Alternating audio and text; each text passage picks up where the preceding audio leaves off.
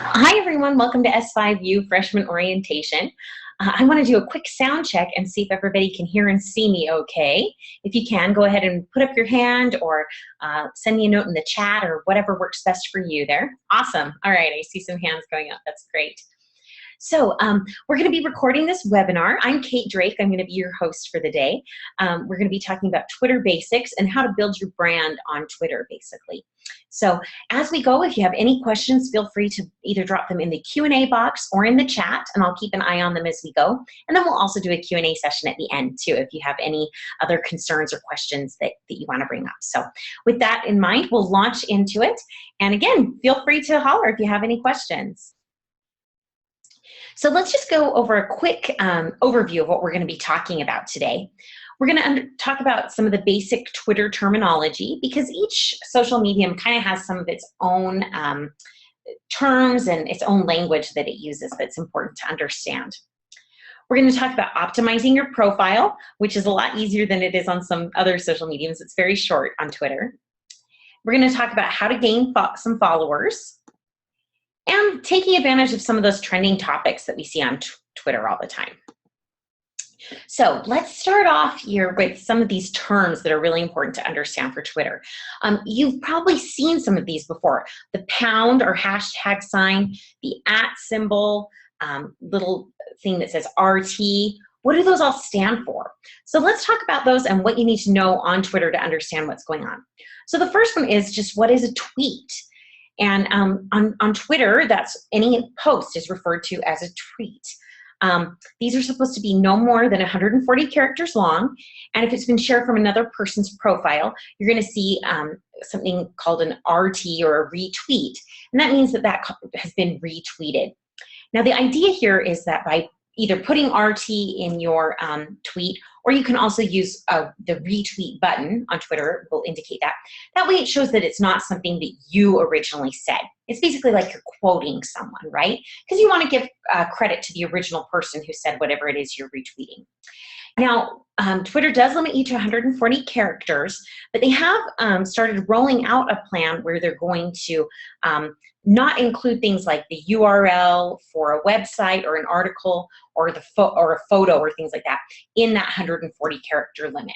So that'll be nice because it'll free up a little more space for people who are trying to write a tweet. So you'll be able to write your tweet and have that full of 140 characters and then tag your link onto the end, and it won't count towards that limit. So that's going to be nice, and we're expecting to see that roll out kind of in stages over the next few months. So be on the lookout for that as you're using Twitter. The other one that we hear all the time on Twitter is hashtag, right? This is what Twitter's really known for and kind of one of the things you really need to understand if you're going to take advantage of it. So hashtag, or the pound sign, as a lot of us grew up calling it, they're kind of the secret ingredient for trending.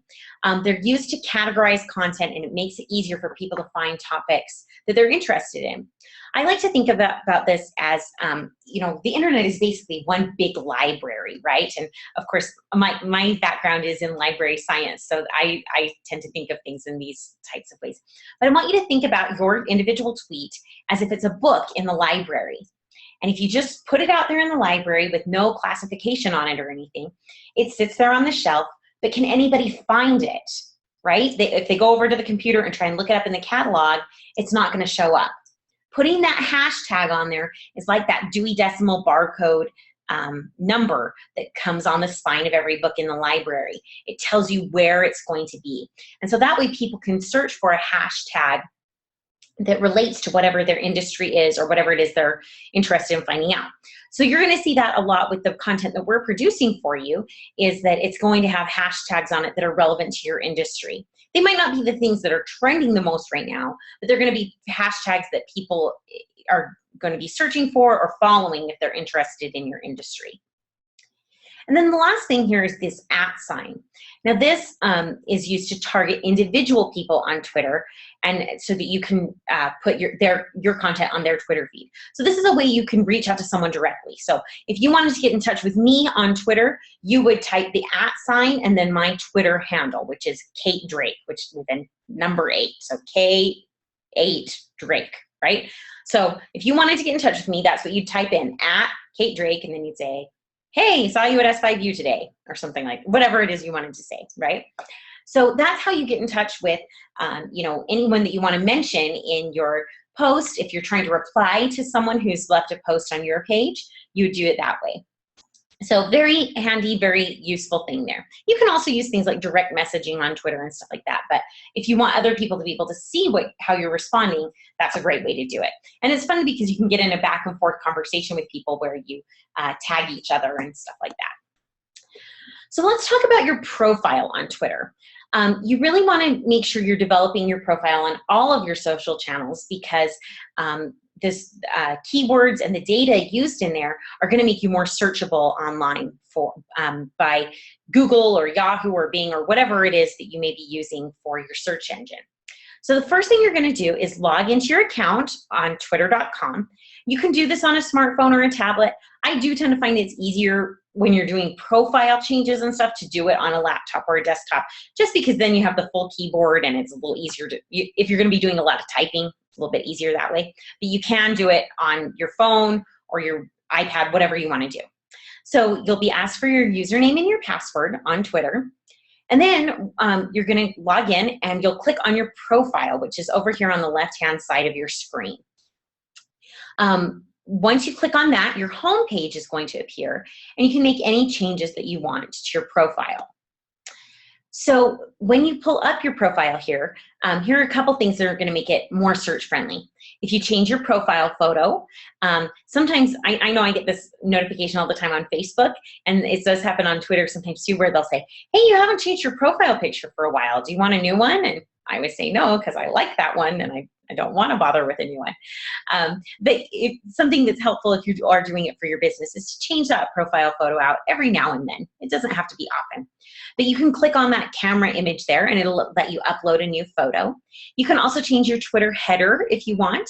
Now, if we've done graphics for you and everything, it'll be a nice graphic banner there and everything that you might not want to change. But if you do, if you've got something special coming up, I know some people like to do it if they've got some sort of event or something like a golf tournament or a convention or something like that coming up, they'll change their banner to that so that people can see it. And then you can change it back later if you want, whatever you want to do. Same thing, click on that little camera button and it'll let you upload a new photo. And then the big part that we really want to emphasize is that you want to fill out this business information down at the bottom. Now, I don't know if any of you guys were here last week for our Facebook discussion, but Facebook has this huge long profile you can fill out. So does LinkedIn. Twitter, much simpler. You can put in a quick description of your business, the location, and your web address. So really easy to fill out. Your business description can be 3 lines long. So really think about that as you're putting it together. Think about some of the keywords that people might be searching for when they think about your business, the audience you're trying to attract, everything, and then try and put those in, squeeze as many of them as you can into those 3 lines so that you can get that going on your Twitter profile. Again, that's really important because it's going to make you more searchable by Google and Bing and all those search engines out there that you want to attract. So let's talk about how to gain some followers on Twitter. This is really important because you can be just tweeting out there in into cyberspace, but if no one's there to see your tweets, it doesn't really do you any good. So part of what we want to encourage you to do is really get out there and do some of that social networking, and here's how to get started. So the first thing you're going to do is find your audience. You're going to go onto Twitter and start searching for things like your competitors, any trade organizations you may belong to, maybe local attractions in your city, other places that your audience may reside. If there's if you've noticed a strong correlation between people who like your business also like something else, search for that and see who's following that business or event or whatever. You're going to use the search bar to do that. And you can see down here at the bottom, we've done a few just basic searches. So for places to visit, you could put in the specific name of something that's in your town, whatever your direct competitor's name is, any associations you may belong to, anything like that. Always good to search those. So once you've identified that competitor, you're going to click on their followers, which you're going to find right here. So this is a Mexican restaurant that's kind of a national chain. And say we were a competing Mexican restaurant and we wanted to see who their followers are, because, and the idea here is if they're following this other Mexican restaurant, they'd be interested in following you too, if you're also a Mexican restaurant, right? So what we're gonna do is we're gonna click on that thing for their followers, and you're gonna have this whole list pull up, and you can see it has this little button here on the side that says follow. So you're gonna go ahead and click that. You can either do it on all of their followers, or just, you can pick ones that seem like they're a good fit for your business. And that individual will receive a notification letting them know that you've started following them. And some of them are gonna say, oh, hey, I really like this Mexican restaurant, but this other Mexican restaurant is following me. I'll follow them back. And so that's kind of what you're doing there is, as you follow them, they'll see that you're following them and go, oh, I'm interested in this business. I want to follow them back. So that's the idea there. Now, another thing that you can do is you can take advantage of these trends that are going on Twitter. Now, we obviously, if you have Twitter service with us, help to try and do this for you too. But this really helps increase the virality of your page and gives you kind of opportunities to incorporate a trending hashtag into your tweets. Now, the trending hashtags are going to be at the lower left-hand side of your screen. You can see them right here. And basically, they're going to pull up. This is not today's trending hashtags by any means, but this is just what happened to be trending one day when we made this presentation. So you can look at those and you can decide what you want to tweet about. So, and there are some of these that you can predict, when something like the Olympics or the World Cup or the World Series or the NBA Finals is on, for example, the Stanley Cup or the Tony Awards that were just this last weekend. You're going to see a lot of tweets using those hashtags. So if you have something to say to relate to that at your business, you can hop on, use that hashtag, and tell your tweet, whatever it is you want to say. Now, one thing I would caution you against is you don't want to try and take advantage of every single one of these, right? Like you don't, just by spamming them basically is, and picking one hashtag every day or multiple hashtags every day and writing a tweet about it and, that doesn't even relate and just putting the hashtag on it is a good way to get people to stop following you. That's not good internet etiquette, so don't do that. Only do it if it relates to your business somehow or you have something interesting to contribute to the conversation. Now, we're going to be helping you with this where, we're on the lookout for things like the Tony Awards or the Super Bowl or whatever, and we're going to help by creating tweets that use those trending hashtags for you too. And then also we're going to be using those industry hashtags to help as you go forward so that, if you're in insurance, we're going to be tagging each tweet you put out with insurance and maybe like what type of insurance it is, like home and auto or something like that. It looks like we've got a question here. Let me pull that up here really quick. So this is a good question. Any business where Twitter doesn't fit? And he's saying, does it fit in consulting, legal, or accounting? Really, Twitter it can work for anyone. It's not always the best social medium for everyone, depending on what it is you're doing. It's more for B2C type businesses, but anybody can use it and take advantage of it. Depending on what the business is, we might recommend, using Facebook and LinkedIn instead of Facebook and Twitter. But if they're going to be willing to do all three, that's great. Anybody can use it, and it will be helpful no matter what. So I hope that answers your question. So another thing that you can do with these Twitter trends is by default, it's going to display what's trending nationally. But you can localize those hashtags and see what's happening in your area by clicking this change button right here on the trends thing. And you click that and it will bring up all of the nearby locations. Now, unfortunately, it only brings up like major metropolitan areas. So if you're in a small town or whatever, you're gonna have to pick whatever's closest. So you can see here, I'm here in Draper, Utah right now, which is kind of a suburb of Salt Lake. And it's brought up Salt Lake, Las Vegas, Denver, kind of all the big surrounding areas. I'm obviously gonna pick Salt Lake because it's the closest one. But if you're kind of out on the outskirts of something, you may need to pick where your audience is going to be based primarily or what your audience might be following.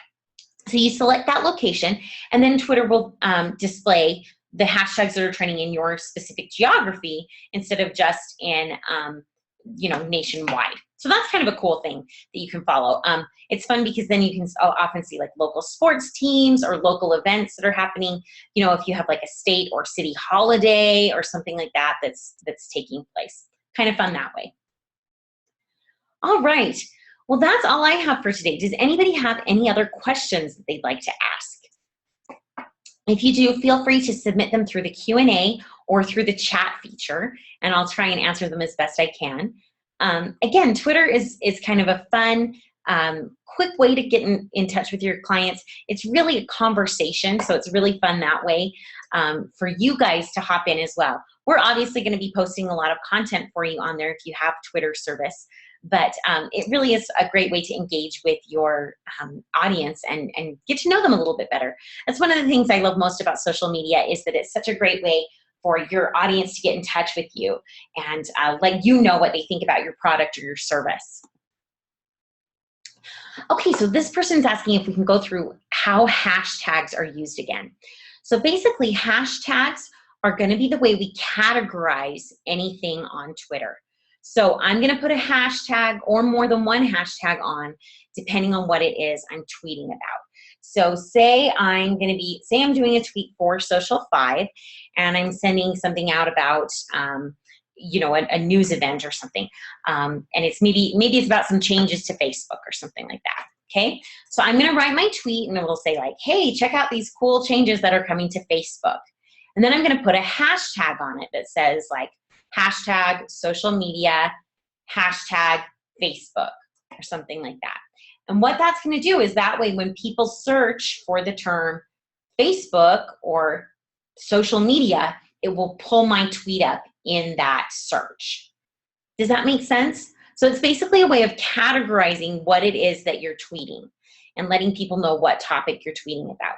Now, you don't have to use one, they're not required, but otherwise only your followers will see your tweets.